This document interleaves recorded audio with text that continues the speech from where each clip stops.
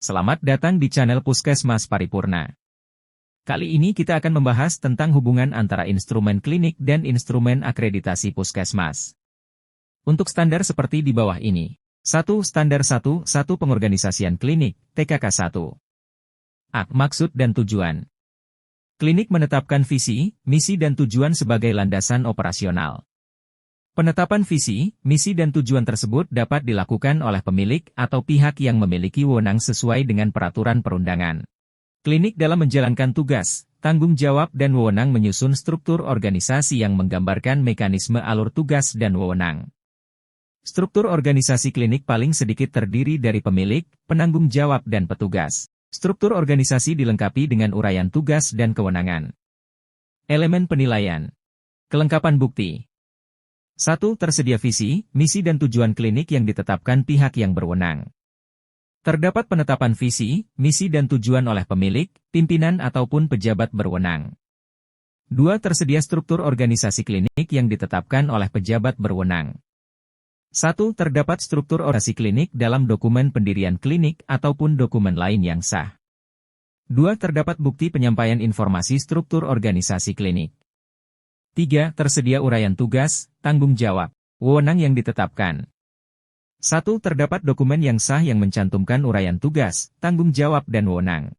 2. Melakukan wawancara terhadap petugas dalam memahami uraian tugas, tanggung jawab dan wewenang. Berikut akan dijelaskan persamaan atau hubungannya dengan instrumen akreditasi puskesmas. Standar 1-2 Tata kelola organisasi. Tata kelola organisasi puskesmas dilaksanakan sesuai dengan ketentuan peraturan perundang-undangan.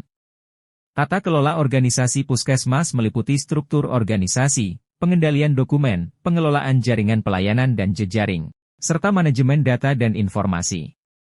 Kriteria 1-2-1 Struktur organisasi ditetapkan dengan kejelasan tugas, wewenang, tanggung jawab, tata hubungan kerja, dan persyaratan jabatan. Pokok pikiran.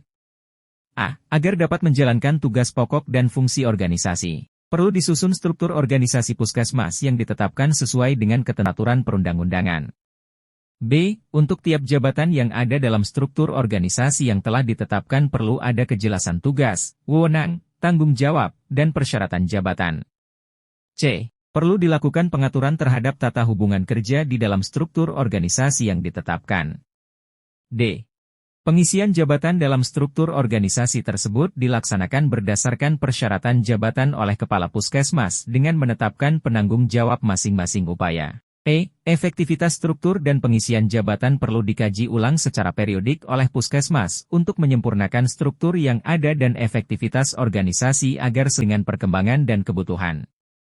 F. Puskesmas dalam menjalankan tugas pokok dan fungsinya harus mengikuti kode etik perilaku, Code of Conduct, yang berlaku untuk seluruh pegawai yang bekerja di puskesmas dan ditetapkan oleh Kepala Puskesmas.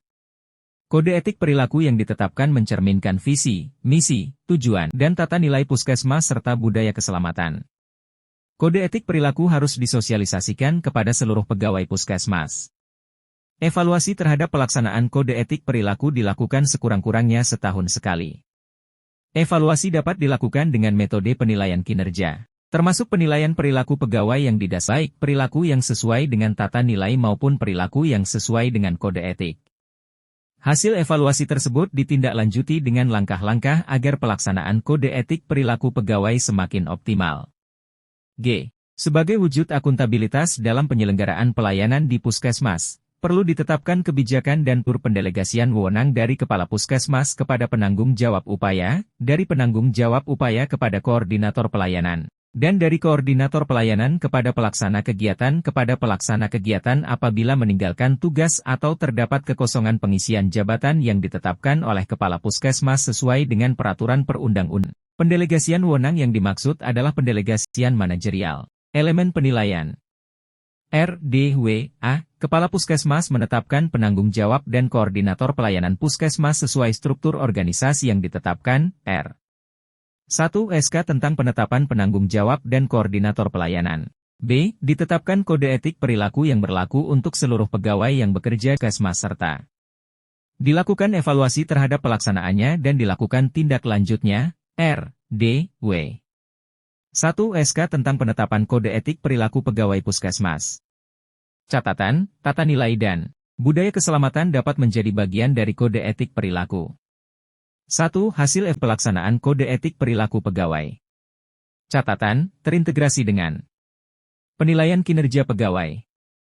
2. Tindak lanjut hasil evaluasi pelaksanaan kode etik perilaku. Kepala Puskesmas, KTU dan para PJ, penggalian informasi terkait proses dan hasil evaluasi pelaksanaan kode perilaku pegawai serta tindak lanjutnya. C. Terdapat kebijakan dan prosedur yang jelas dalam pendelegasian wewenang manajerial dari Kepala Puskesmas kepada penanggung jawab upaya, dari penanggung jawab upaya kepada koordinator pelayanan, dan dari koordinator pelayanan kepada pelaksana kegiatan, R.D. 1. SK Pendelegasian wewenang manajerial. Catatan, SK Pendelegasian wewenang manajerial dapat terintegrasi dengan SK Pendelegasian wewenang klinis. 2. SOP tentang pendelegasian wewenang manajerial. 1. Surat pendelegasian wewenang manajerial, jika ada pendelegasian wewenang manajerial.